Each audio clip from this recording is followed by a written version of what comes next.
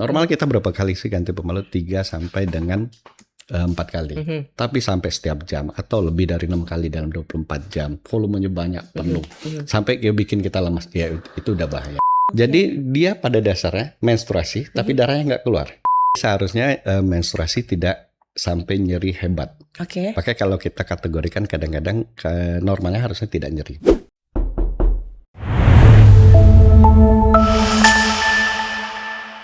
Hai, selamat datang di podcast kamu, Kisi FM Ada Tamu. Dan kali ini kita kedatangan tamu untuk ngobrolin seputar penyakit perempuan. Nah, pasti udah tahu ya kalau bilang penyakit perempuan itu tentang apa. Tapi jangan lupa saya mau ngingetin juga kalau audio podcast kamu ini bisa kamu dengerin di on airnya Radio Kisi 93,4 FM setiap hari Selasa dan Jumat di program Kisi Sound Flash setiap jam 11 siang. Dan jangan lupa juga untuk menyaksikan terus podcast kamu karena banyak banget informasi yang akan kita kita hadirkan di podcast ini. Dan kayak kali ini nih kita akan bahas, tadi saya udah ngomong tentang penyakit perempuan. Nah, apa sih penyakit perempuan ini? Dan kadang-kadang nih penyakit perempuan ini bisa mengganggu aktivitas.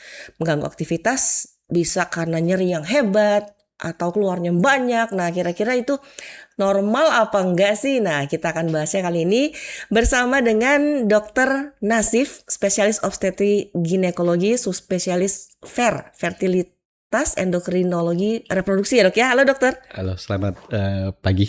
Ya, selamat datang juga dok di studio Kisi dok ya. Pendengar setia Kisi juga dokter ya. Yap. Berarti orang Bogor dok. Orang Bogor. Jadi kalau lagi jalan ke RSUD Cibinong atau ke rumah sakit sambil dengerin Kisi. Jangan lupa dengerin terus. Jangan lupa nonton sekarang dok podcastnya dok. Siap. Makasih dok ya udah hadir di tengah kesibukannya dokter nih. Saya tahu pasti dokter padat banget jadwalnya juga ini ya untuk ngurusin pasien-pasien perempuan tentunya ya. Yep. Pasti semuanya perempuan dok ya? Harusnya perempuan. Nggak ada pasien cowok pastinya dok ya. Konsultasi mungkin ada. Konsultasi untuk istrinya. Iya. Oke dokter Nazif, seorang dokter spesialis kandungan dari kandungan dan kebidanan dari RSUD Bakti Pajajaran. Oke dok, sebelum kita lanjut nih dok ke topik kita nih dok ya, ini kok menstruasi dan keluhannya itu penyakit perempuan ya. Semua perempuan ada mengalami, tapi ada juga yang enggak, tanpa gejala juga, tanpa keluhan dok. Tapi sebelum kita ngobrol lanjut dok, pengen tahu nih dok, kenapa sih dokter suka jadi dokter spesialis obstetri ginekologi? Oke, kalau dibilang suka sebenarnya awalnya karena saya kerja sebagai dokter umum, kemudian oleh senior diminta untuk sekolah lagi dengan beasiswa dari tempat kerja, dikasih opsi 2 waktu itu, penyakit dalam atau obgyn. Salah satu senior menyarankan untuk obgyn.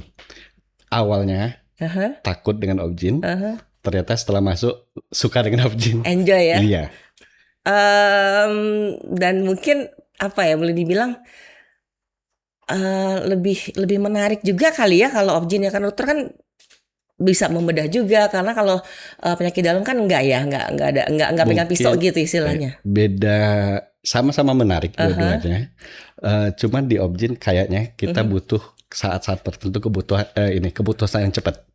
Oke, gitu ya. Dan kita memutuskan cepat saat misal ada kedaruratan, baik itu kalau kita sebutkan kedaruratan obstetri atau ginekologi yang butuh keputusan cepat.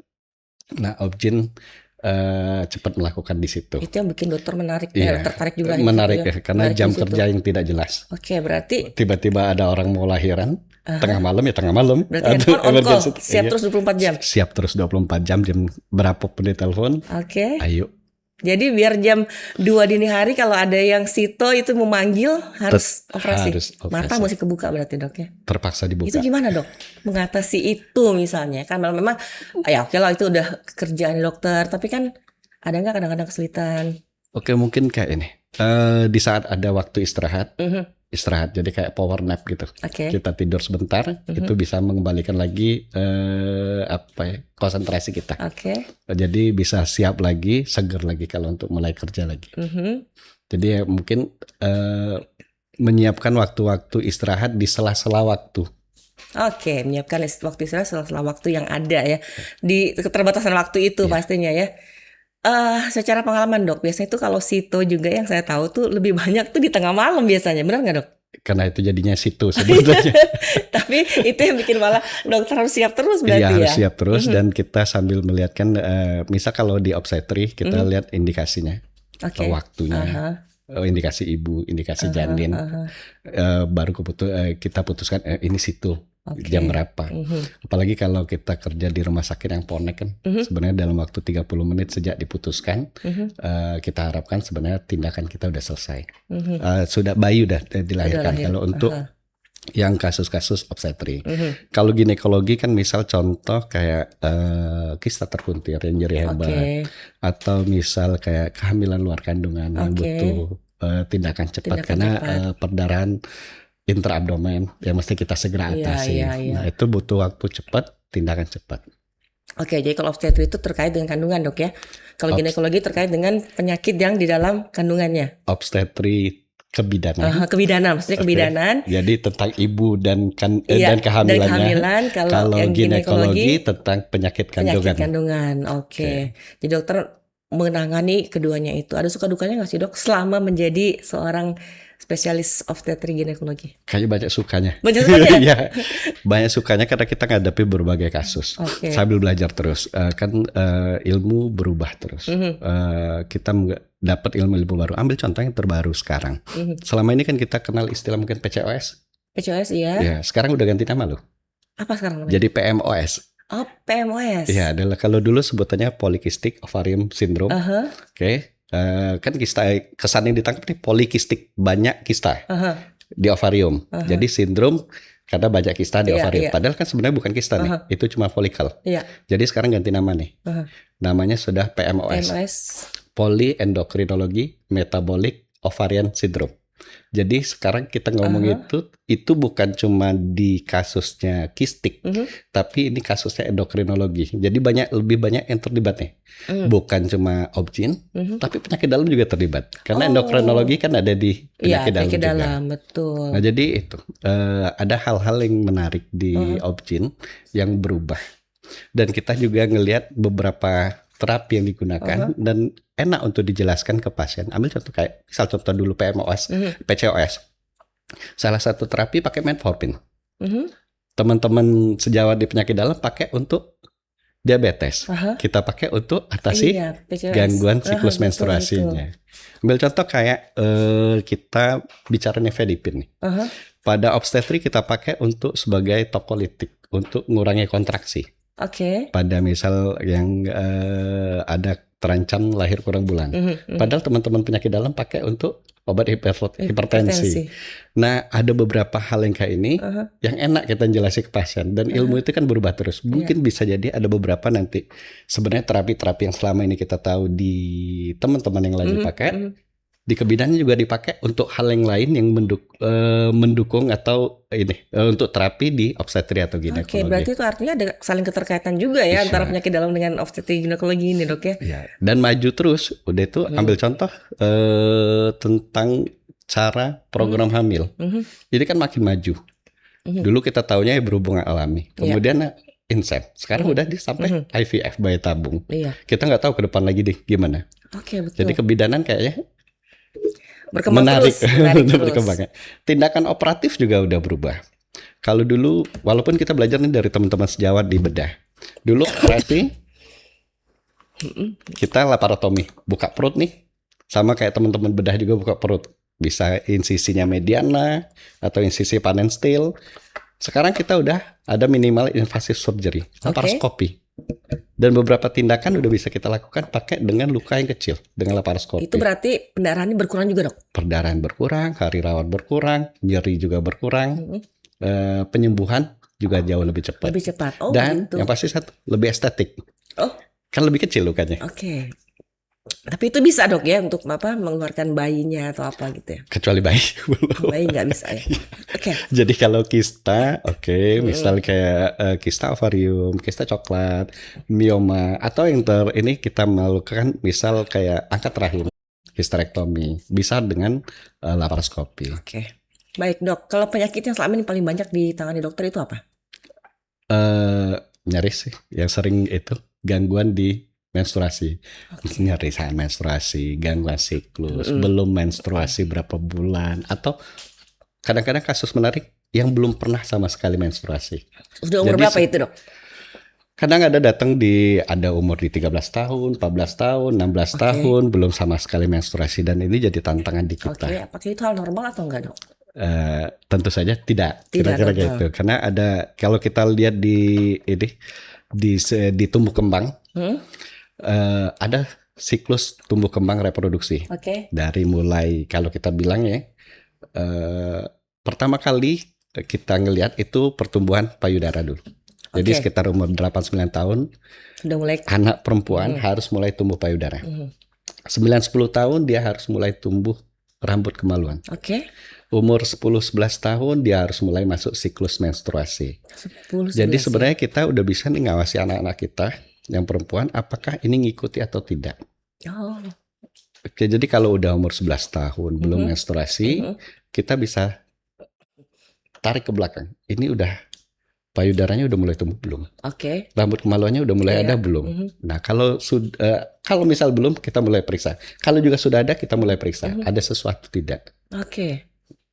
Itu biasanya sesuatunya itu apa bisa? Macam-macam berarti bukan sesuatu dong? Iya, jadi bisa jadi memang terlambat, bisa karena biasa komplit selesai siklus untuk tumbuh kembang reproduksi itu di umur 16 tahun. Bisa memang delay, terlambat. Bisa juga lebih cepat, contohnya pubertas prekok, atau bisa juga ada kelainan. Bisa kelainannya di organ reproduksi.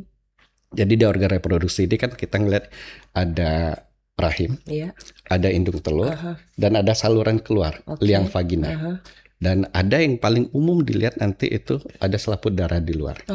Jadi mungkin tidak ada problem di situ mungkin. Bisa jadi kasus kadang-kadang tertentu selaput darahnya ketutup. Normalnya selaput darah itu ada lubang loh, kecil. Iya, walaupun dikatakan itu masih virgin ya, tapi tetap ada lubangnya. Ada lubang. Tujuannya apa? Supaya darah menstruasi bisa keluar. Nah, kadang-kadang ada kasus tertentu ini intak, sama sekali ketutup. Itu bisa menyebabkan terlambat menstruasi. Jadi istilahnya hymen imperforata.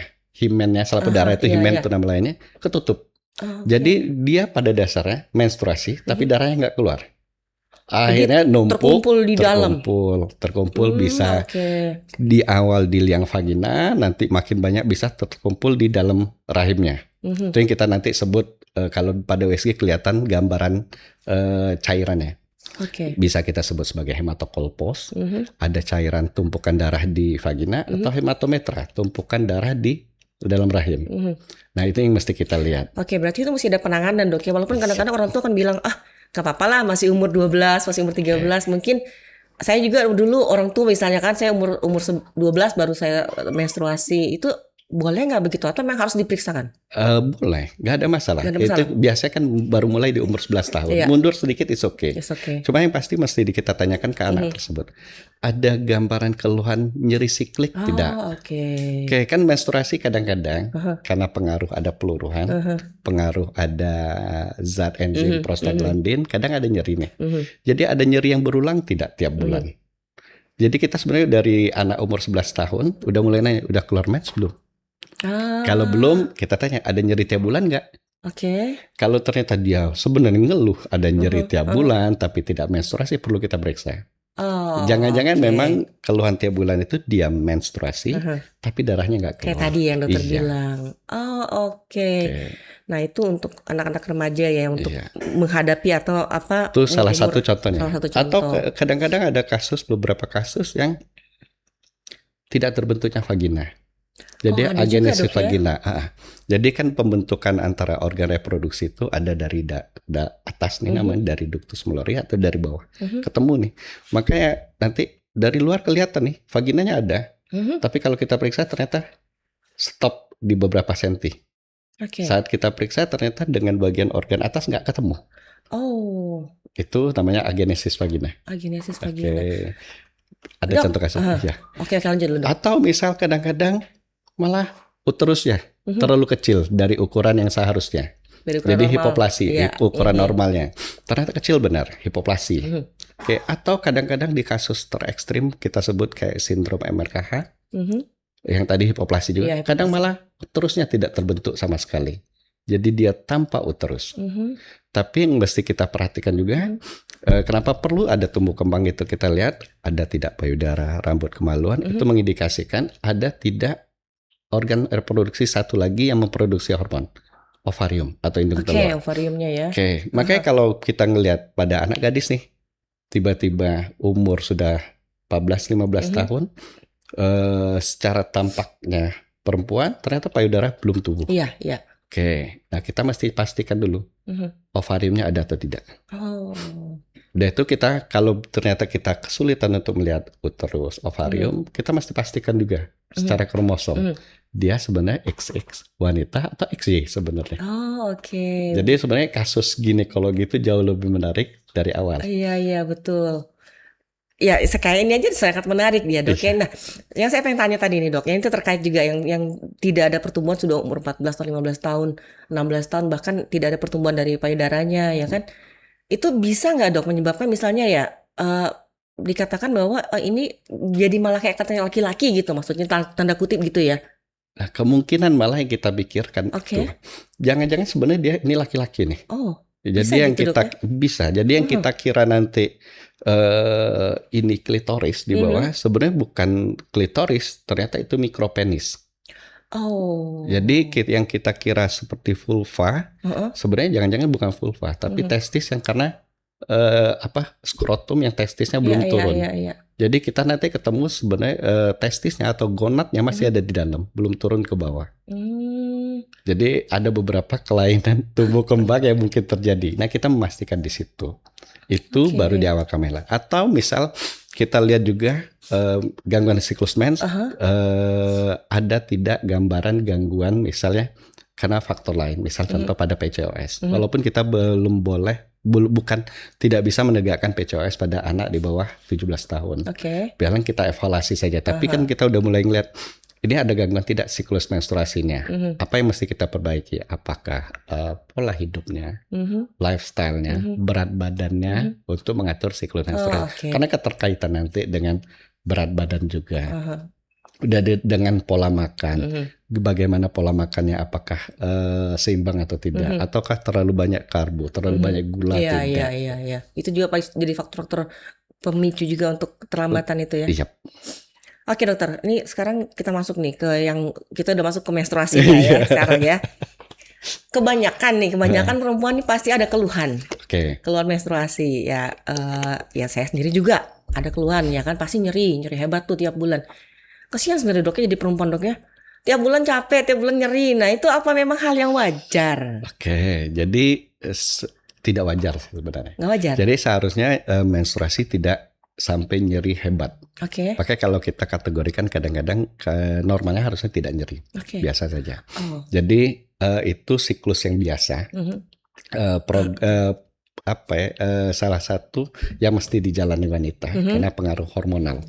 Jadi kalau kita balik lagi, ini kerjaan dari 3 tempat, dari otak, dari ovarium, dan dari rahim. Jadi di otak ada bagian yang kita sebut hipotalamus, kemudian ada hipofisis, ada ovarium, maka kita sebutnya aksis HPO atau aksis HAHO. Aksis hipotalamus, hipofisis, ovarium. Nanti kerjaannya itu dari ovarium dengan endometrium. Jadi secara normal kira-kira gini. Ada hipotalamus keluarin hormon namanya GnRH, gonadotropin releasing hormone. Nah, hormon ini nanti memicu hipofisis untuk mengeluarkan lagi 2 hormon. Siklik nih. Pertama FSH yang keluar, follicle stimulating hormone. Hormon yang menstimulasi follicle. Supaya sel telur di ovarium mulai matang. Ada satu nanti sel telur. Berapa sih banyak normal sel telur? Antara 8 sampai 12. Ini nanti berhubungan dengan bisa dulu PCOS. Iya, kesuburan. Ternyata jumlah sel telurnya dikit nih. Kita nyebutnya AFC. Nah, jadi antral follicle count. Atau ternyata sel telurnya kebanyakan nih. Itu juga jadi problem. Normalnya enggak, yang sedang-sedang saja deh, kira-kira gitu 8 sampai 12. Dari 8 sampai 12 ini nanti satu dibuat jadi dominan, follicle the graft. Jadi mulai gede. Dari yang ukurannya kurang dari 5 mili nanti sampai dengan ukuran bisa di atas 22 mili. 2 cm. Nah, ini dipicu oleh hormon FSH. Saat dia mulai membesar ini, ovarium akan mengeluarkan hormon namanya estrogen. Ovarium nih. Estrogen itu memproliferasi dinding dalam rahim supaya nebal. Oke. Oke, tujuannya apa? Nanti kalau ini udah tebal bagus, ya untuk jadi bantalan atau untuk tempat implantasi kalau terjadi pembuahan. Kehamilan. Jadi kalau sel telurnya ukurannya udah cukup, balik lagi nih, hipofisis mengeluarkan hormon berikut, luteinizing hormon, hormon pemecah sel telur matang. Kita nyebutnya masa ovulasi. Itu bisa kita ukur. Jadi pakai LH test nih. Kalau orang mau program hamil alami, asal tahu kapan masa suburnya, pakai itu. Itu yang dinilai sebenarnya kadar LH-nya. Jadi kalau kita lihat LH udah di puncak, itu artinya bisa kita bilang. Tapi asal indung telurnya dalam keadaan normal, Dok, ya? Dan normal. Dalam waktu 24 sampai 36 jam sel telurnya ovulasi nih, siap pecah. Itu kita tahu puncaknya. Kayak itu. Kemudian nanti sel telurnya pecah ovulasi, sisanya ini jadi korpus luteum. Korpus luteum ini akan nanti memproduksi hormon namanya progesteron yang bikin dinding dalam rahim stabil. Harus gitu. Kalau tidak terjadi pembuahan, tidak ada pembuahan, estrogen turun, progesteron turun, tidak ada yang jaga lagi, dinding dalam rahim tidak stabil, luruh, lepas jadi menstruasi.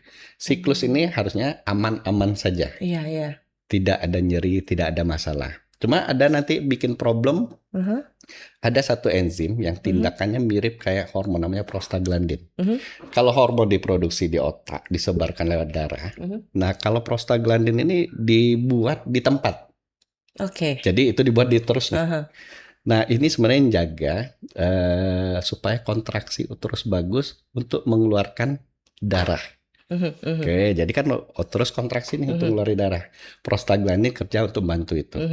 Kadang-kadang kadar prostaglandinnya ketinggian. Makanya kontraksinya jadi berlebihan. Itu bikin kram. Kram dan nyeri. Nyeri hebat. Nyeri. Dari nyeri biasa sampai nyeri hebat. Maka kita sebut ada dysmenorrhea. Ringan, sedang, berat, tergantung dysmenorrhea-nya. Itu salah satu penyebab prostaglandin. Tapi bukan berarti nyeri menstruasi penyebabnya cuma karena prostaglandin, bisa karena penyebab yang lain. Jadi secara normal harusnya menstruasi tidak ada keluhan. Tidak ada nyeri. Kalau juga ada nyeri ya sedikit lah, karena prostaglandin naik dikit.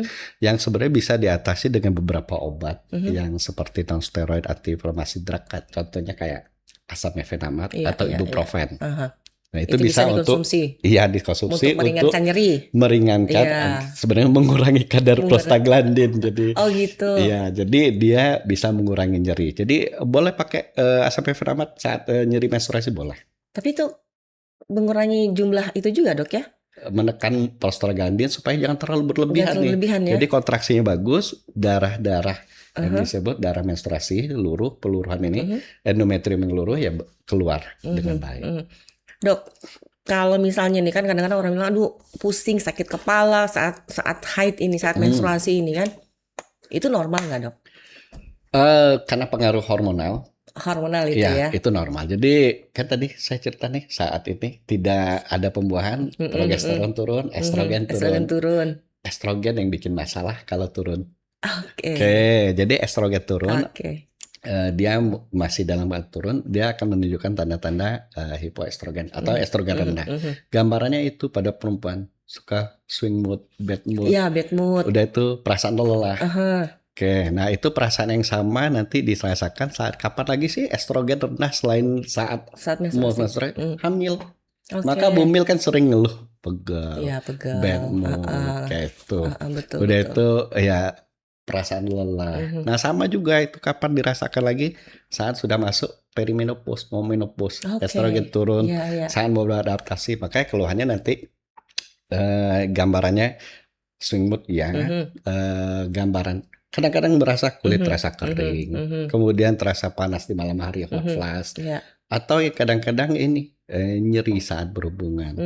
Nah gambaran itu yang dirasakan sama saat menstruasi, estrogen rendah. Dan juga saat menjelang menopause.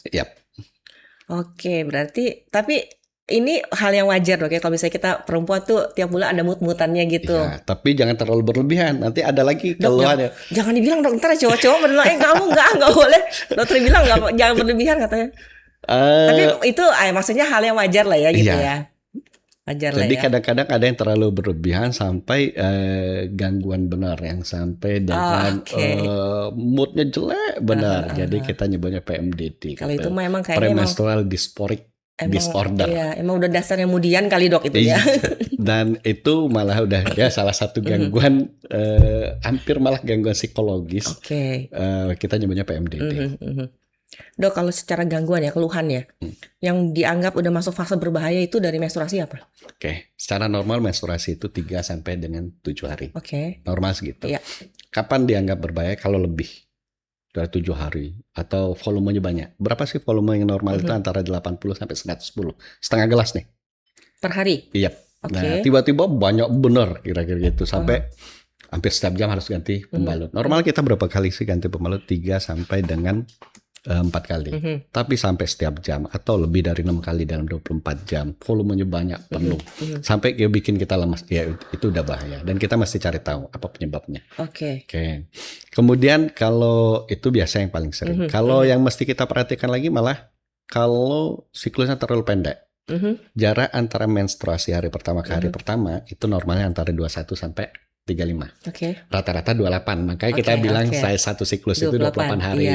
Tapi masih kita anggap normal antara 21 sampai 35 hari. 21 masih normal dok ya. Jadi tiba-tiba ini 2 minggu sekali udah mens lagi. Udah itu baru bersih berapa hari udah mens lagi. Nah itu ya kita udah mesti cari tahu. Ini udah mulai menunjukkan ada tanda-tanda bahaya. Iya, tanda-tanda nih ya. Apakah berbahaya tanda? Kita lihat dulu. Kita evaluasi lagi pemeriksaannya. Jadi kalau yang perempuan nih udah ada kondisi-kondisi seperti itu, jangan ragu-ragu untuk periksain ke spesialis kandungan. Ya, oke, dok, kan kadang-kadang nih ada nih yang saya bulan ini dapat, nanti 2 bulan kemudian baru dapat. Khususnya yang remaja-remaja ya, anak-anak muda lah juga itu. Tuh gangguannya kayak gimana tuh? Ya, tadi kan kita bilang normal nih antara 21 sampai 35. Ternyata jaraknya lebih dari 35. Kita mesti lihat, lagi periksa juga. Ini ada sesuatu tidak, kira-kira gitu. Apakah secara normal harusnya siklus gini, 21-35 siklik tiap bulan.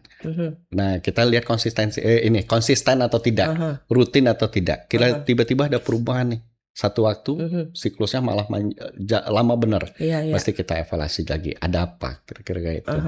Apakah jadi ada keluhan yang misal contoh kita sebut amenorrhea sekunder.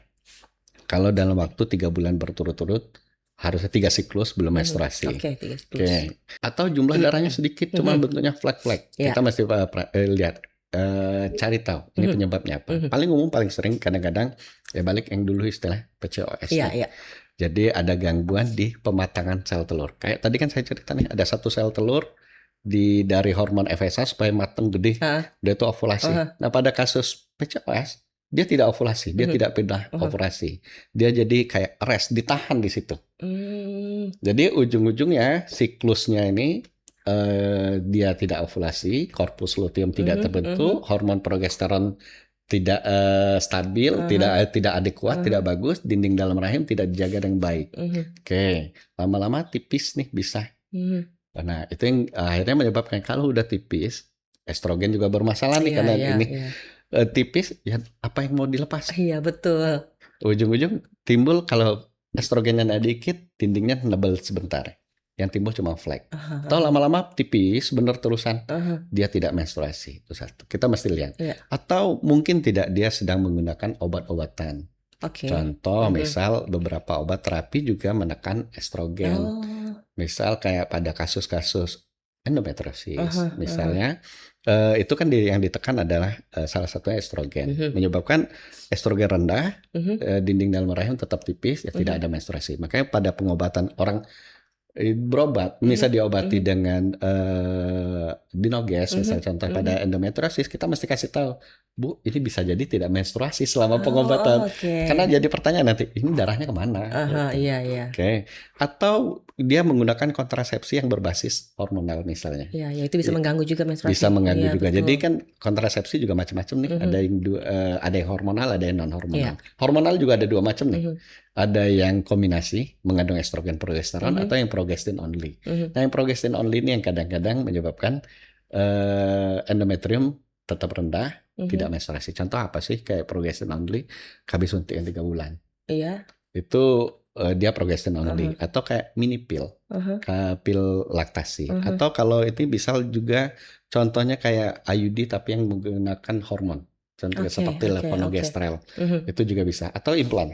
Jadi jangan kaget nih kalau dia dapat kontrasepsi yang berbasis progestin only, kita juga mesti kasih tahu ke pasien bisa jadi tidak menstruasi deh. Jadi ya kalau saat pasien tidak menstruasi mesti dia udah mikir nih, nggak ada pakai obat ini, nggak ada pakai KB ini, kalau tidak menstruasi perlu kita cek. Dok, ini kan kadang-kadang benar nggak ya kalau dibilang kan kayak pakai kontrasepsi ini, misalnya kan ya tidak ada haid selama berapa bulan gitu kan, mengganggu siklus menstruasi juga itu lah. Itu bisa bikin naik berat badan, betul nggak itu? Harusnya sih kagak. Naik berat badan ya. Gitu. Penyebabnya karena asupan ya. Gitu. Jadi kenapa ini saat kita pakai beberapa KB hormonal sebenarnya ya minat makan kita jadi naik kira-kira gitu. Jadi bukannya karena pakai KB-nya. Masalahnya di lehernya ternyata ya. Jadi ya di intake-nya. Antara masukan dengan keluaran. Jadi apakah seluruh orang tiba-tiba yang pakai KB jadi gemuk? Enggak juga. Iya sih, betul. Jadi ya balik lagi di kebiasaan kita. Apakah ini meningkatkan nafsu makan? Ya. Ada beberapa kami meningkatkan nafsu. Tapi kan balik di kita untuk kontrol diri. Iya. Oke, Dok. Ini semakin menarik, Dok ya. Kan ternyata banyak banget yang bisa kita bahas tentang dari perempuan menstruasi. itu. Iya, cuma dari menstruasi doang nih, Dok ya. Oke, Dok. Ini juga saya mau tanya juga nih, ada beberapa mitos nih. Katanya kalau lagi menstruasi jangan minum air es, jangan minum yang dingin, benar nggak? Enggak, boleh aja. Boleh juga, air dingin. Boleh ya. Kalau itu malah kan kita tahu kadang menstruasi tadi mungkin karena pengaruh peluruhan, pengaruh hormon prostaglandin bikin bawaan kita tidak nyaman, kram. Dan kalau minum air dingin malah bikin kita tenang, enak, malah itu bisa meredakan keluhan kita, tidak ada masalah. Bukan berarti, nanti ini darahnya jadi beku nih. Iya. Kadang-kadang kan yang ngomong gitu ya. Iya. Jangan nanti kamu darahnya beku malah nggak keluar apa gitu. Enggak, tetap nggak ada masalah. Malah sebenarnya boleh tidak dia misal minum air es atau pertanyaan paling masih boleh ngopi nggak? Boleh. Masih boleh ngeteh nggak? Boleh. Kira-kira gitu. Jadi nggak ada masalah. Untuk makanan ada problem tidak? Ya selagi makanan itu tidak bikin masalah, untuk dia nggak ada masalah. Kecuali ya bikin kembung nih. Oke, atau beberapa makanan yang bikin tidak nyaman, alergi ya jangan dimakan kira-kira gitu. Jadi bukan karena menstruasi, tapi karena ada penyebab dari makanan ini menyebabkan gangguan yang bisa memperberat keluhan saat menstruasi. Oke, jadi itu ya mesti dicek benar-benar deh. Nah terus lagi Dok, kalau misalnya lagi menstruasi ini bener nggak boleh donor darah? Oke, jadi nggak ada masalah sebenarnya. Cuma kita mesti lihat tadi, kalau siklus menstruasinya bagus, nggak ada masalah. Harusnya tidak ada penurunan HB yang drastis. Tadi kan kita lihat berapa sih banyak darah keluar itu antara 80 sampai 110. Darah kita tuh 5 liter. Oke. Jadi yang keluarnya tuh tidak banyak kira-kira. Sedangkan kalau kita donor biasa rata-rata sekitar antara 250 sampai 350 cc. It's okay, masih tidak ada masalah. Kecuali satu tadi tiba-tiba mens banyak benar yang kita lihat dengan perdarahan terus bisa abnormal berganti 6 kali sehari. Iya, yang keluarnya banyak sampai dia lemes, sampai dia pucet ya jangan donor darah. Tapi kalau tidak ada masalah boleh untuk donor darah. Karena setetes darah itu berarti untuk orang lain. Sedangkan bagi kita sendiri juga makin cepat darah berubah diganti dengan sel-sel darah baru itu jauh lebih bagus untuk kita. Oke. Jadi itu bisa jadi itu kan informasi juga untuk kita semua nih untuk kaum perempuan. Satu lagi Dok, kalau lagi menstruasi katanya jangan olahraga. Oke, nggak ada masalah olahraga. Masalah juga ya? Boleh juga olahraga. Selamat kayak tadi juga kali ya? Iya, selamat. Jumlahnya tidak banyak, olahraga tidak apapun boleh. Yang mau dia jogging, renang. Ya renang pakailah pembalut yang tertutup yang ini. Bisa juga Dok ya renang. Iya, misal kayak itu. Kita mau olahraga apapun cuman kita tahu ini bakal misal kalau berenang kan kita ini bakal keluar atau tidak ya. Mending jangan gitu. Tapi kalau nggak ada problem, misalnya udah mau habis atau baru awal ya, it's okay. Pakai pembalut yang bagus. Udah itu olahraga mau misalnya mau olahraga aerobik, zumba, jogging, silakan aja, nggak ada masalah. Malah sebenarnya olahraga kan bikin kita lebih rileks, malah mengurangi kelebihan dari prostaglandin tadi. Malah bisa mengurangi kram di perut kita dengan gitu ya, perasaan Dok, ya? nyaman. Iya. Jadi Oke. sebenarnya kita bisa mengurangi keluhan ini dengan olahraga yang ada. Boleh kok olahraga. Nih Dok, pertanyaan selanjutnya Dok. Nah, ini jika menstruasi, saat kondisi menstruasi bisa tidak berhubungan badan? Nah ini banyak ini nih. Ini kita ngeliat dari dua sudut ya. Oke. Sudut pertama kita lihat dari agama aja deh dulu. Kalau ada agama bilang jangan berhubungan nih saat menstruasi. Jadi itu perintah agama nih. Kita lihat sekarang dari sisi medis. Dari sisi kenapa sih sebaiknya jangan berhubungan saat menstruasi. Beda dengan laki-laki, pada perempuan itu kebuka nih saluran sampai ke dalam rongga perut. Ada vagina, dinding dalam, ada rahim, endometrium, kemudian ada saluran tuba. Saluran tuba itu masuk udah di dalam rongga perut. Misal saat menstruasi kita berhubungan, darah menstruasi yang harusnya turun ke bawah bisa kedorong ke dalam, tumpah ke dalam. Jadi bisa tumpah ke dalam rongga perut. Ada teori, ini teori bilangnya, namanya teori Samson. Salah satu penyebab endometriosis, itu adalah regurgitasi darah menstruasi yang balik lagi ke dalam. Nah jadi saat kalau kita yang pengennya malah darah jangan tumpah ke dalam, dengan berhubungan malah tumpah ke dalam, ya malah ada risiko untuk terjadinya endometriosis. Jadi apa sih endometriosis ini? Yang kita tadi tahu, yang lepas menjadi menstruasi itu adalah endometrium, dinding dalam rahim. Endometriosis itu satu gangguan yang ada gambaran mirip endometrium tapi di luar rongga rahim. Nah kalau endometrium tadi tumpah ke dalam, itu kita sebut udah endometriosis. Apalagi kalau dia udah menimbulkan gangguan. Misal gangguannya apa? Perlengketan.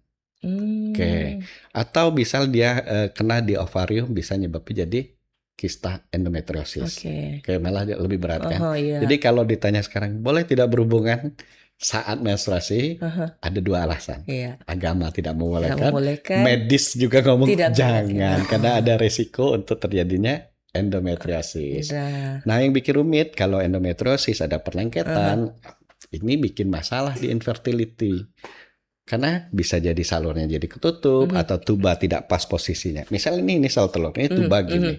Nah tiba-tiba karena perlengketan tubanya di mana, sel telurnya di mana, ovariumnya di mana, air saat ovulasi tidak bisa. Atau kadang jangka panjang saluran tubanya yang ketutup, fimbrinya ketutup. Malah menyebabkan infertilitas, mandul. Jadi itu kita juga harus jaga ya untuk kesuburan juga. Dok, ini terkait nih dengan kesuburan, berarti kalau orang sudah menstruasi itu bahwa kita usia di masa subur. Betul demikian Dok ya. Nah untuk orang kan pasti tujuan misal menikah itu untuk memiliki keturunan. Nah tadi kan kita sudah sentil sedikit tentang untuk mencari masa suburnya itu. Nah dokter kan sebagai spesialisnya di situ nih ya. Bagaimana nih Dok supaya ya kita bisa mengecek ini kita memang subur banget gitu. Jadi nggak saling nyalain lah ini suaminya yang nggak bisa atau bukan sayanya gitu. Program hamil itu kerjaan 2 orang. Bukan satu orang. Bukan satu orang, ada suami dan ada istri. Kita nggak bisa bilang istrinya aja periksa kira-kira gitu. Kalau kita bilangin tentang infertility, penyebab gangguan kehamilan, infertilitas itu secara teori itu ada sepertiga faktor istri, sepertiga faktor suami, sepertiga lagi tidak tahu. Unknown. Jadi ada istilahnya kita tidak tahu penyebabnya apa, unknown infertility. Kita lihat dua-duanya udah bagus tapi juga masih ada problem. Nah, dua-duanya kita periksa. Pada suami yang kita periksa apa? Sperma. Analisa sperma. Kita lihat nanti ada 3 variabel. Jumlahnya cukup atau tidak. Misalnya harusnya sekali keluar itu minimal 1,5 cc. Kurang atau tidak. Nah, dalam 1 cc-nya minimal itu 15 juta sel sperma. Lebih banyak dari penduduk Bogor. Kira-kira gitu. Padahal kita butuh 1 cuma. Kemudian yang bergerak totalnya dalam setiap ejakulasi minimal 39 juta. Wow. Itu banyak lah. Padahal kita butuh 1. Cuma 1 aja. Kemudian kita lihat yang bergerak. Minimal 32%. Sepertiganya harus bergerak aktif, progresif. Kira-kira. Bentuk. Minimal bentuknya yang normal 4%. Itu yang kita evaluasi.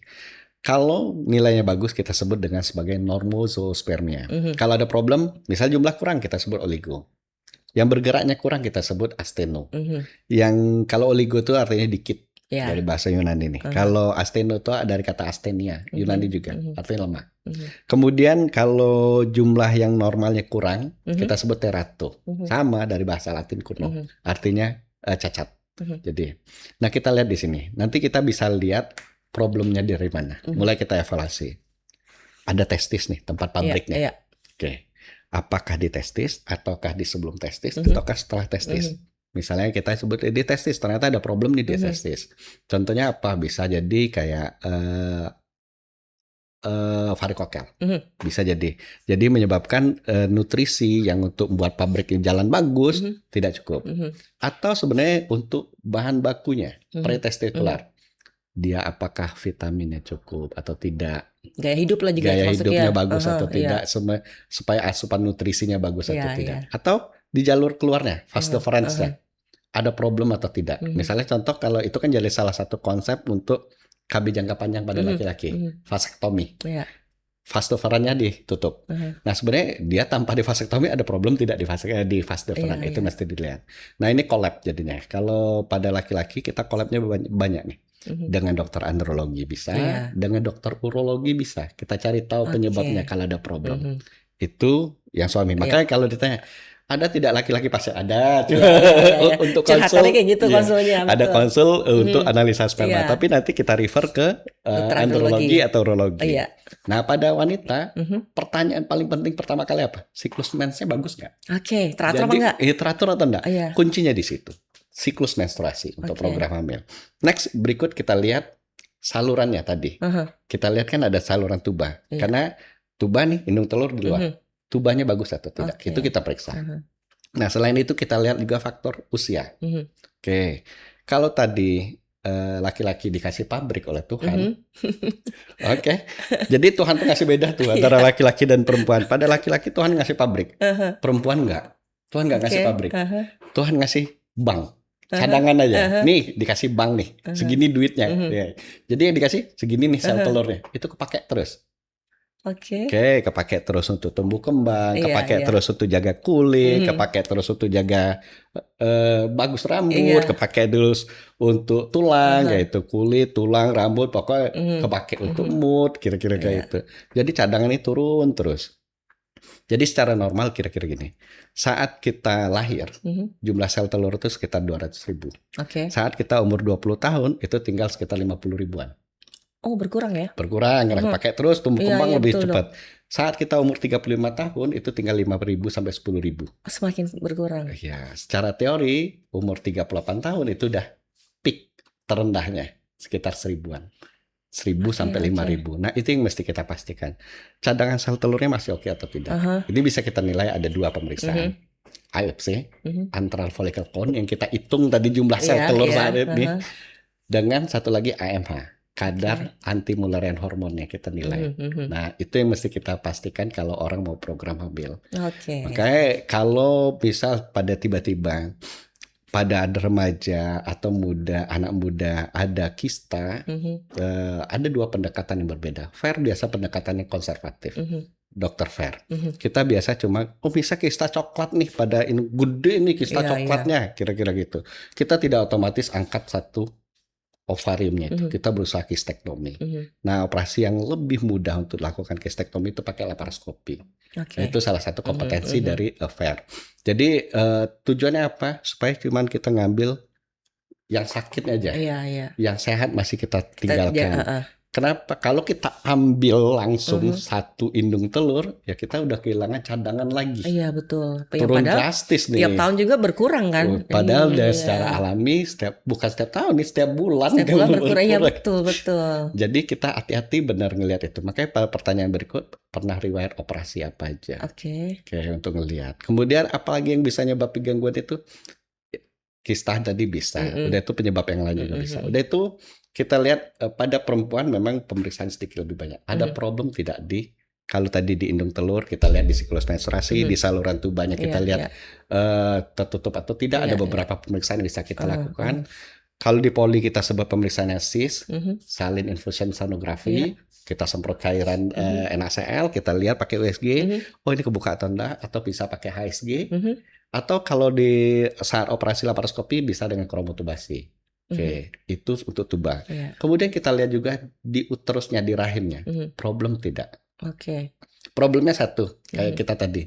Ukuran uterusnya normal atau normal enggak? atau enggak. Ya, ukurannya sesuai berapa sih diameternya? Biasa rata-rata 3 sampai 3,5 cm, panjangnya sekitar 7 sampai 8. Apakah dia normal ataukah kecil, misalnya hipoplasi, atau malahkah gede, ada sesuatu nih. Misal contoh sesuatunya apa? Ada miom kah, ada adenomiosis kah? Nah, ini yang perlu penanganan. Tapi kalau kita lihat tadi, kayak perempuan banyak bener ya problemnya, kira-kira gitu. Padahal laki-laki cuma analisa sperma. Secara teori ini sama. Penyebab untuk infertility, mau dia cuma sperma doang yang dilihat, ini penyebab 30% untuk kegagalan terjadinya kemandulan. Jadi bukan berarti karena cewek lebih banyak diperiksa, wah ini kayak perempuan nih bikin problem lebih gede. Enggak juga. Enggak juga ya. Oke dok, ini kalau bahas perempuan nggak ada habisnya nih dok ya. Ini pokoknya ada terus sebenarnya di kepala banyak banget nih dok. Tapi ya kita untuk sekarang bahas ini dulu. Berarti juga ya untuk kesuburan itu bisa diperiksa juga, bisa dilihat. Kuncinya juga, pertama siklus menstruasi. Siklus mens. Nah itu jadi kita mesti lihat juga siklus menstruasi. Nah dok, pada saat kapan ini menstruasi akan berhenti atau akan memasuki masa menopause? Balik kita bilang, kalau cadangannya udah mulai turun nih. Iya, tadi kan dokter 38 pun nih tinggal 1000 misalnya. Iya, jadi kalau dia udah mulai habis dari kapan sih kita udah mulai sebut kayak ini. Itu masuk periode perimenopause. Ya, atau premenopause. Jadi dua istilah, kadang disebut perimenopause, kadang disebut premenopause. Oke, itu periode sebelum menopause. Nah, saat cadangan sudah mulai drastis habis, sudah mulai ada masalah di estrogen, progesteron. Oke. Secara teori itu antara umur 45 sampai 55. Secara rata-rata di umur 50 tahun. Kapan kita sebut sudah menopause? Kalau 12 bulan berturut-turut.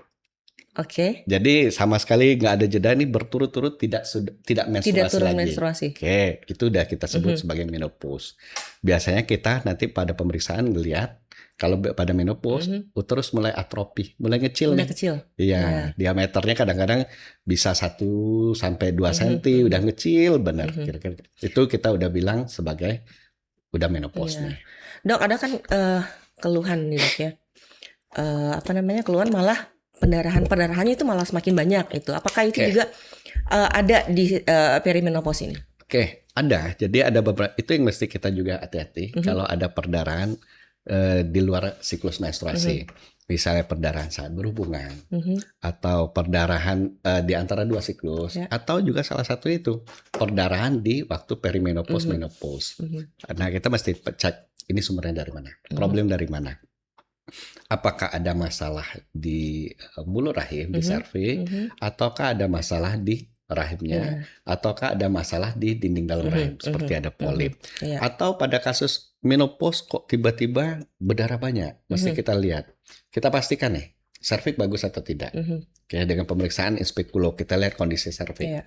Yang terburuk kadang-kadang yang paling sering kita ketemu ternyata gambarannya ke arah ke keganasan.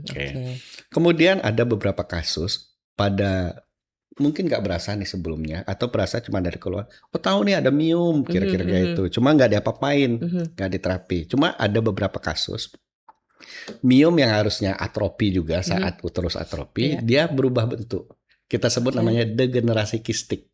Tiba-tiba miomnya mencair nih.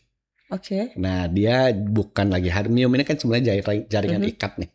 Jadi sel sel otot rahim, jadi miometrium berubah bentuk dari otot polos jadi fibroid, jadi jaringan ikat karena pengaruh hormon estrogen lagi. Harusnya jaringan ikat padat kayak bakso. Tiba-tiba kalau kita udah periode menopause, estrogen tidak lagi mensuplai, dia degenerasi, berubah bentuk jadi kistik. Kadang-kadang ini salah satu penyebab perdarahan banyak saat sudah menopause. Nah ini maksudnya kalau misalnya sebelum memasuki atau usia-usia menopause itu dok, misalnya 48-50 tahun itu kan masih ada menstruasi, tapi jumlahnya banyak. Itu apakah dia nanti akan berhenti dengan sendirinya atau dibiarkan saja atau harus diperiksakan? Balik lagi, banyaknya itu kalau masih dalam batasan yang kita lihat 3-4 kali jumlahnya 110 cc, it's okay. Masih normal. Tapi kalau sampai terlalu berlebihan, harus kita lihat. Ini problemnya apa. Nah nanti kalau kita udah masuk periode perimenopause, ya dengan sendirinya nanti jeda jaraknya mulai memanjang, kemudian volumenya juga udah mulai berkurang. Nah nanti udah mulai stop. Oke, kita lihat, ikuti aja stopnya. Kalau dia sudah lebih dari 12 bulan, kita udah bisa tegak, udah menopause. Nah sambil mempersiapkan si ibu, si pasien tentang gambaran periode perimenopause dengan gambaran hipoestrogen. Jadi jangan kasih tahu ibunya, Bu jangan kaget nanti kalau malam hari sering terasa panas atau nyeri saat berhubungan atau kulit terasa kering. Kadang-kadang saya kalau pasien datang berdua dengan suami, saya bilang, Pak jangan kaget-kaget kalau bapak ibunya tiba-tiba budian gitu, swing mood ya, itu periode dia dengan makanya kita sebutnya perimenopause syndrome. Jadi dia hipoestrogen sampai dia beradaptasi. Nah biasanya mulai kita asupan vitaminnya mulai kita berikan yang bagus nih. Bisa dengan kalsium, bisa dengan vitamin D3, bisa dengan pemberian vitamin E. Atau kadang-kadang kan ada yang menolak Tuhan. Dia tidak, masih pengen mens, tidak siap untuk menerima kenyataan gitu loh dok. Makanya ada istilah di kita lihat kondisinya, bisakah diterapi, bisa, namanya HRT, hormon replacement therapy atau terapi sulih hormon. Jadi biasanya kita berikan apa ya? Karena tadi penyebab seluruhnya yang mengatur ada estrogen, ya kita berikan bentuknya estrogen. Bentuknya juga macam-macam. Secara umum bisa bentuknya oles, bisa bentuknya patch kayak plester.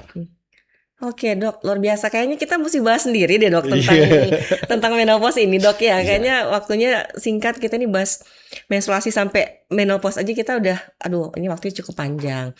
Dan mungkin dok nanti saya minta waktu lagi dokter di lain kesempatan dok. Saya tertarik karena dokter juga menangani itu kan dok ya, untuk bayi tabung, untuk membuat bayi tabung. Nah ini kayaknya sesuatu yang baru. Kita akan bahas nanti di episode berikutnya dok. Jadi, ya. Kompetensi FAIR itu, jadi obgyn kan ada dua tadi, obstetri dan ginekologi. Jadi kalau obstetri ini yang lebih ahli nanti kita sebut subnya feto-maternal. Kalau ginekologi memang jadi FAIR. Jadi FAIR lebih banyak ginekologi. Selain kompetensi di ginekologi ada dua lagi nih. Pertama laparoskopi, jadi minimal invasif surgery atau endoskopi ginekologi. Satu lagi ya itu program hamil bayi tabung. Kayaknya dua ini masih bisa sih kita obrolin. Dokter, kita ngomongin episode berikutnya. Pokoknya saya tunggu waktu kehadiran dokter karena sangat-sangat komunikatif banget dokter. Ini informatif banget juga ya. Jadi ini memberikan juga edukasi lah buat kita semua untuk kaum perempuan ya. Jadi tentang bagaimana kita ini ya normal nggak sih siklus menstruasi kita ya dok. Dokter Nasif, terima kasih banyak dok. Ditunggu kedatangan berikutnya, kita bahas yang bayi tabung itu. Dan menopause juga pasti bisa kita bahas nanti dok ya. Iya. Sukses terus dok ya. Baik, terima kasih atas doanya. Sukses terus juga KCFM. Thank you dok. Terima kasih. Dan demikianlah untuk podcast kamu edisi kali ini. Terima kasih untuk yang udah pada nonton. Dan jangan lupa saksikan terus podcast kamu di YouTube KISI 934 FM. Dan akhirnya saya Susan pamit. Terima kasih dan bye-bye.